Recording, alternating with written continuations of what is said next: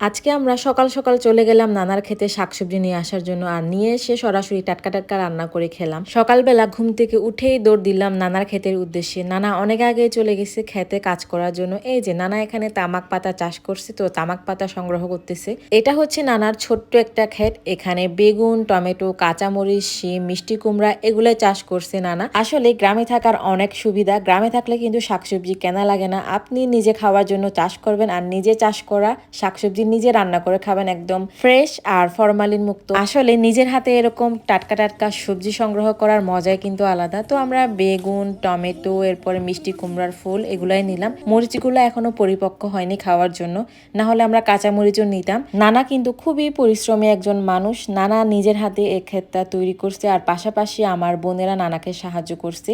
তো আমরা ক্ষেত থেকে সবজি তুললাম। এই যে নানা এখনো কিন্তু কাজ করে যাচ্ছে। নানা তামাক পাতা সংগ্রহ করতেছে, যেহেতু নানারা তামাক পাতা খায়, মানে তামাক পাতা দিয়ে হুক্কা খায়, যেটা আমাদের চাকমাদের দাবা বলা হয়।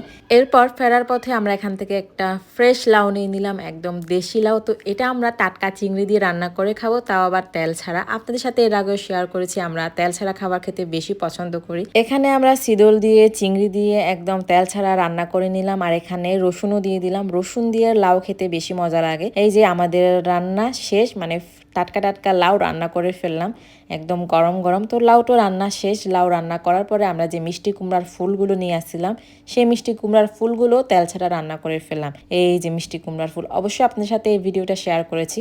আজকে এই পর্যন্ত। আপনাদের এই ভিডিওটা কেমন লাগলো অবশ্যই কমেন্ট করে জানান। টাটা।